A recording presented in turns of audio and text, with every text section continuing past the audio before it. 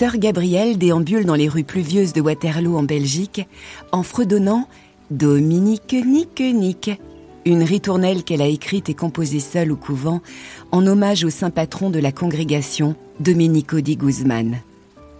Depuis qu'elle l'a enregistrée en studio à Bruxelles, il y a quelques semaines, elle n'arrive plus à se l'enlever de la tête. Les gouttes d'eau viennent tapoter les verres épais de ses lunettes de vue carrées. Elle sourit. Rares sont les moments de liberté en dehors du couvent de Fichermont.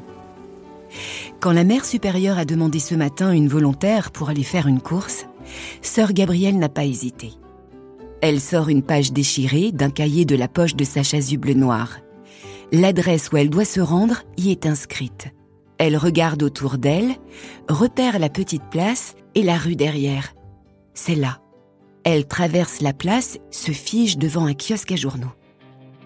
Cette photo de la couverture d'un magazine affiché en grand format. C'est elle.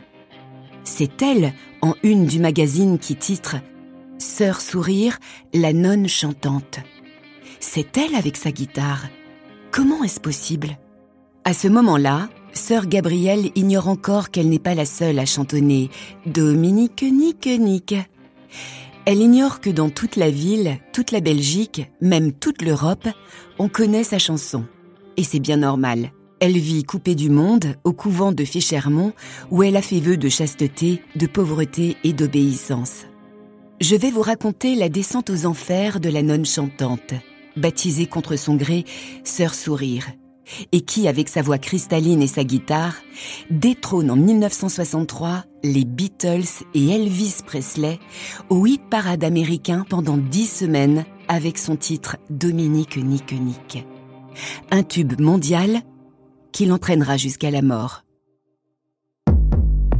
Podcast Story. Depuis qu'elle a 12 ans, Janine Dekers veut entrer dans les ordres. Après avoir regardé un film sur l'Afrique, elle décide de devenir missionnaire. Le couvent est donc une étape obligatoire. Pourtant, Janine Dekers n'a pas vraiment la foi quand à l'âge de 26 ans, elle franchit la grande porte du couvent de Fichermont. Elle devient religieuse par défaut, pourrait-on dire. Ce qu'elle recherche, c'est la reconnaissance et l'amour au sens large, pas seulement la proximité avec Dieu. Elle veut aussi échapper au mariage et à une vie de femme au foyer. Mais c'est surtout pour fuir la solitude qu'elle se réfugie auprès des sœurs. Fille unique, Janine souffre toute son enfance d'être seule. Elle n'a personne à qui se confier pour affronter ce couple de parents si mal assortis et si mal parents aussi. Sa mère est autoritaire et distante. Lorsque la fillette a 8 ans, elle lui avoue qu'elle avait consenti à la procréation par devoir et qu'elle n'a jamais voulu avoir d'enfant. À partir de ce moment-là, consciemment ou inconsciemment, Janine, de nature discrète, fait tout pour provoquer sa mère en devenant un véritable garçon manqué dans son attitude et dans son look. Elle entre en rébellion contre le mode de vie de ses parents. Son père, lui, reste effacé. Il ne dit rien. C'est comme s'il était de passage dans la famille. Seul son travail de pâtissier compte. Pour Janine, être fille de commerçant a toujours été une honte. Pour elle, c'est une vie d'asservissement, de pauvreté, de malheur. Une vie où l'on n'a pas de but, où l'on ne se pose pas de questions. À l'adolescence, c'est la musique qui la sauve, et plus précisément le rock qui est en train de naître. Seule dans sa chambre, elle joue de la guitare, chante et écoute en boucle un certain Elvis Presley. En 1959, Janine devient sœur Luc Gabrielle. Au couvent, les journées se suivent et se ressemblent. Janine déchante et ne chante plus. Sa guitare lui a été confisquée à son arrivée. Elle se donne 3 mois pour s'assurer de s'être engagée sur la bonne voie.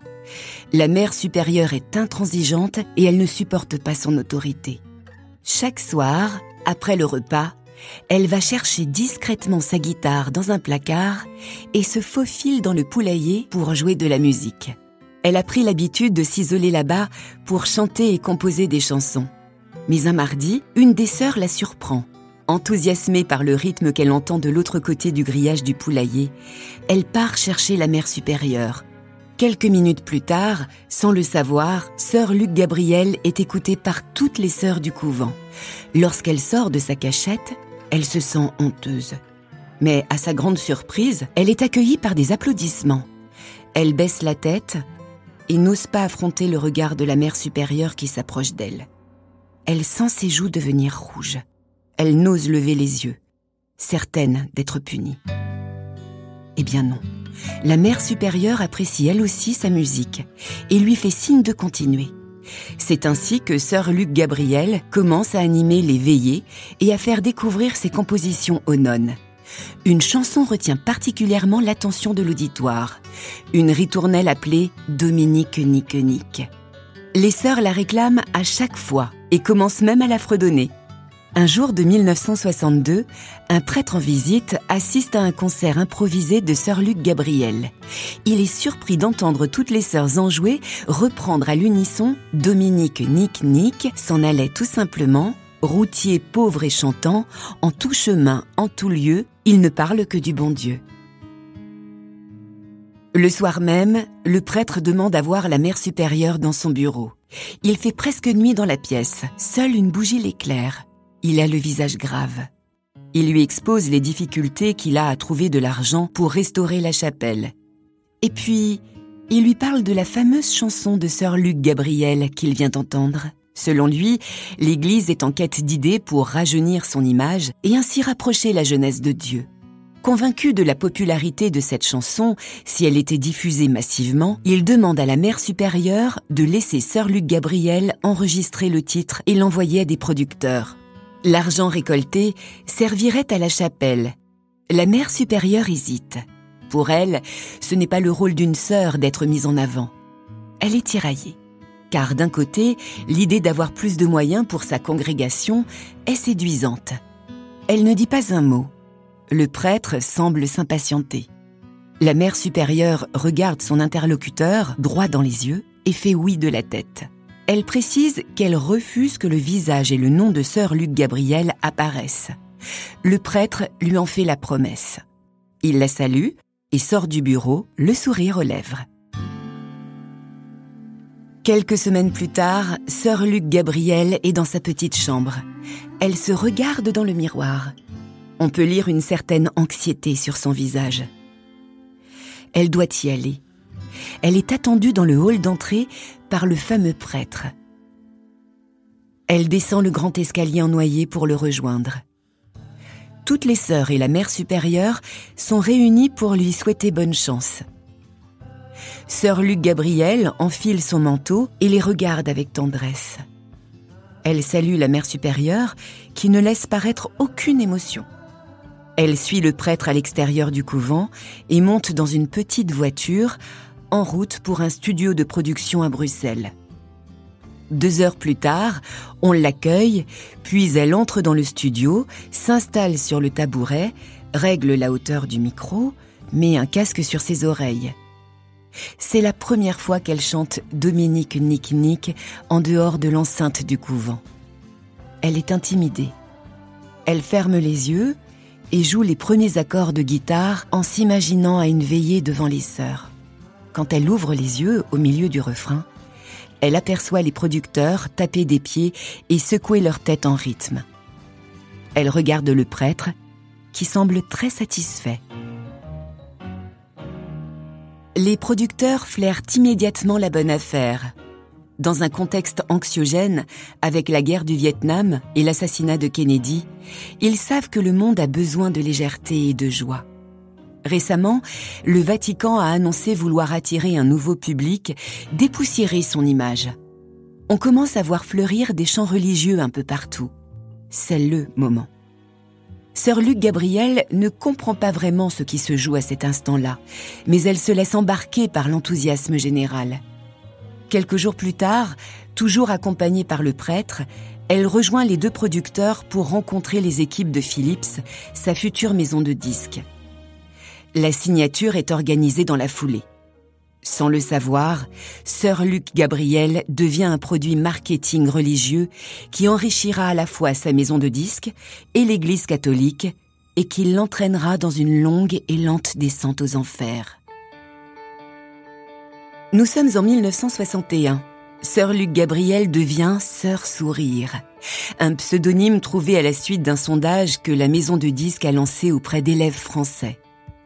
Sœur Sourire déteste ce nom, qu'elle trouve trop naïf et enfantin, mais elle ne dit rien. La pochette du disque la montre de dos avec sa guitare. Le titre « Dominique Nick Nick » sort en Belgique. Il est immédiatement remarqué et trouve son public. Il sort ensuite en France, puis dans toute l'Europe. Le succès du single est immédiat et s'étend même jusqu'aux États-Unis où Sœur Sourire est surnommée la nonne chantante. En moins de 2 semaines, le disque s'écoule à plus de 3 millions d'exemplaires aux États-Unis. Du jamais vu. Sœur Sourire est saluée par les critiques et obtient 4 nominations aux Grammy Awards. Philips décide d'enregistrer un album entier avec toutes ses chansons. Son nom ? The Singing Nun.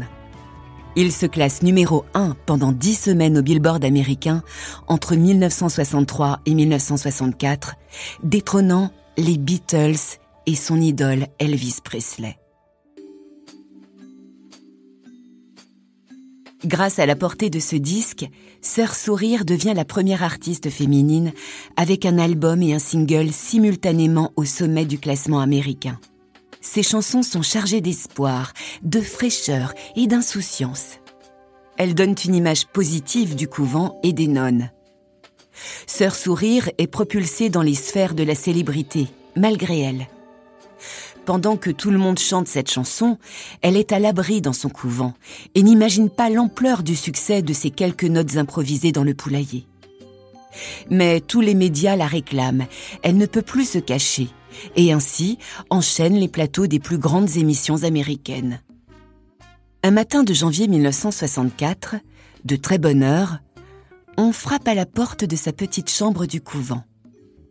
La mère supérieure lui ordonne de se préparer et de la rejoindre dans son bureau dans 5 minutes.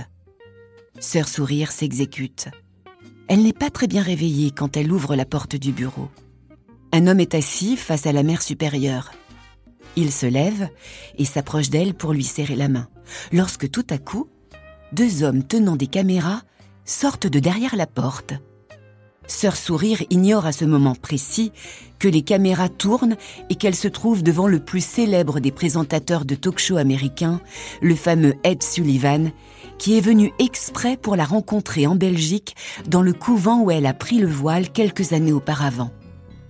Il faut peu de temps à Hollywood pour s'emparer du phénomène et faire de Sœur Sourire le personnage principal d'une fiction qui lui échappera. Elle qualifiera le film de navet. Dans son journal intime qu'elle tient chaque jour, elle exprime son incompréhension face à ce succès soudain. Elle qualifie les gens de timbrés et avoue qu'elle trouve les plateaux de télévision ennuyeux. Mais c'est dans cette même période qu'elle ressent enfin la reconnaissance et l'amour qu'elle recherche depuis si longtemps.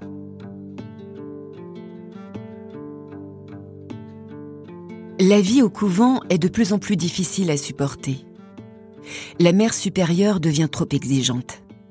Elle lui fait remarquer qu'elle a une novice au couvent et pas une star internationale. Elle ne lui pardonne plus aucun faux pas et lui donne les corvées les plus ingrates. La nonne chantante étouffe chaque jour un peu plus. Elle continue malgré tout à écrire et à composer. Elle veut chanter des chansons plus sérieuses, plus profondes, moins légères. Elle aborde le thème de la dépression. Mais l'idée ne plaît pas à la mère supérieure qui censure ses textes. Sœur Sourire prend conscience qu'elle est devenue prisonnière. Elle ne peut plus s'exprimer librement.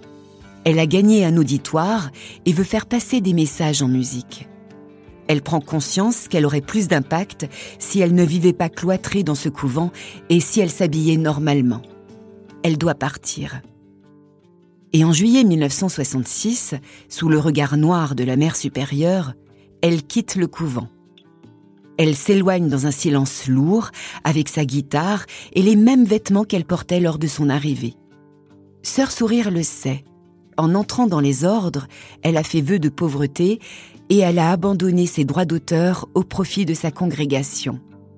Elle n'est donc pas plus riche qu'avant, mais elle sait désormais ce qu'elle veut. Chanter. La désillusion arrive rapidement. Avec ses textes de plus en plus engagés qui défendent la pilule contraceptive ou dénoncent le machisme des prêtres, elle s'attire la colère de l'Église catholique, perd son public et son contrat. Elle chante « On a tué Sœur Sourire ». Philips, sa maison de disques, la rappelle à l'ordre et lui interdit d'utiliser le pseudonyme de Sœur Sourire, dont elle n'est pas propriétaire. Sœur Sourire devient Luc Dominique et sort un deuxième album. C'est l'échec. Rien ne va plus. Enfin, presque. Car elle découvre l'amour avec une femme, Annie Péché, une ancienne religieuse qu'elle avait rencontrée par le passé. Annie a 11 ans de moins. Elle est thérapeute et s'occupe d'enfants autistes qu'elle accueille dans une maison qu'elle a fondée et qu'elle a appelée Claire Joie. Les deux femmes entretiennent une relation cachée, jusqu'à ce que des paparazzis les affichent en une de la presse dans le monde entier. Les deux femmes sont victimes de harcèlement et de critiques virulentes. Imaginez, deux anciennes bonnes sœurs homosexuelles qui vivent ensemble dans les années 60. Luc Dominique s'investit énormément aux côtés d'Annie dans la maison de Claire Joie. Elle y consacre le peu d'argent qu'elle gagne en se produisant dans des cabarets minables. La vie est de plus en plus difficile. Ses peurs, ses angoisses ressurgissent, mais la descente aux enfers ne s'arrête pas là. En 1974, le ministère des Finances belge réclame 100 000 francs à Luc Dominique. Il s'agit d'un arriéré d'impôt sur la fortune que le titre Dominique Nick lui a rapporté. L'ancienne religieuse est choquée. Comment peut-on lui réclamer une telle somme alors qu'elle n'a rien perçu et que les fonds ont été encaissés à 95% par sa maison de disques et à 5% par sa congrégation? Mais le ministère ne veut rien entendre sans preuve. Luc Dominique est démuni. Elle est incapable de démontrer que tout l'argent a été cédé à l'Église catholique, qui n'a jamais fourni un seul reçu. Elle se bat comme elle peut. Et elle s'épuise. Face à cette terrible épreuve, le couple se fragilise et plonge peu à peu dans l'alcool. En 1982, faute de pouvoir subvenir aux besoins des enfants autistes, la maison Claire Joie fait faillite. Annie devient l'ombre d'elle-même. Les deux femmes sombrent dans la drogue. Leur seul espoir est de relancer la carrière de Luc Dominique avec une version électro de Dominique Nick. Encore un échec. Dominique et Annie ne sortent plus de chez elles, ne se lavent plus et s'alimentent très peu. Elles passent leur journée dans leur lit à boire et à se droguer.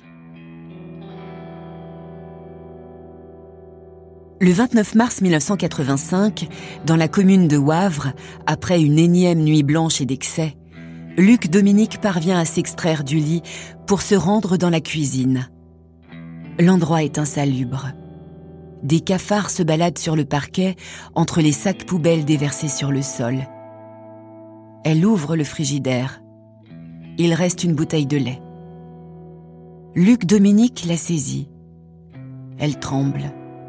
Elle n'arrive pas à boire et s'en renverse sur son t-shirt qu'elle n'a visiblement pas changé depuis des semaines.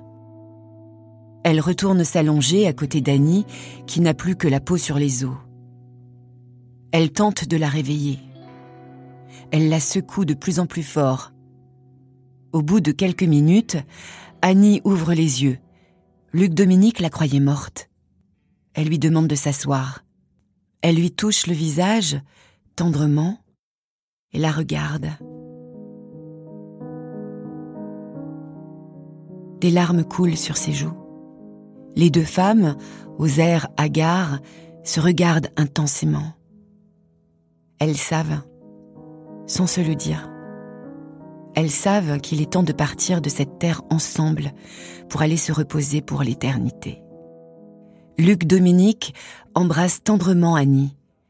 Elle se serre dans les bras un long moment, sans se dire un mot. Luc Dominique attrape une boîte de médicaments posée au pied de son lit. Elle tend une plaquette à Annie et en garde une dans sa main. Luc Dominique compte jusqu'à 3. Les deux femmes avalent une à une les pilules. Les gestes sont lents, comme ralentis. Elles ne se quittent pas du regard. Elles s'allongent ensuite, l'une à côté de l'autre, dans le lit au drap blanc souillé.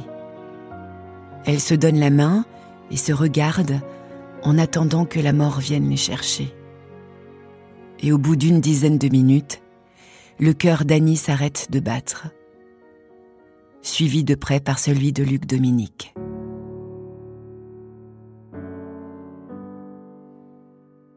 « 150 personnes assistent à leur enterrement le 4 avril 1985 au monastère de Claire-Lange à Autigny. Luc Dominique et Annie sont inhumés et partagent une tombe au cimetière de Wavre. Ce même jour, un facteur dépose une enveloppe dans leur boîte aux lettres. Il s'agit d'une lettre de la Société belge des auteurs. Cette lettre est accompagnée d'un chèque de 100 000 francs. Luc Dominique, enfin Janine Dekers, et Annie ne le sauront jamais.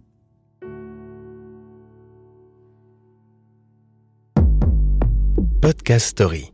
On a tous une histoire à écouter. Ne manquez aucun épisode de Podcast Story. Abonnez-vous et mettez 5 étoiles sur Podcast Addict, Amazon Music ou Spotify.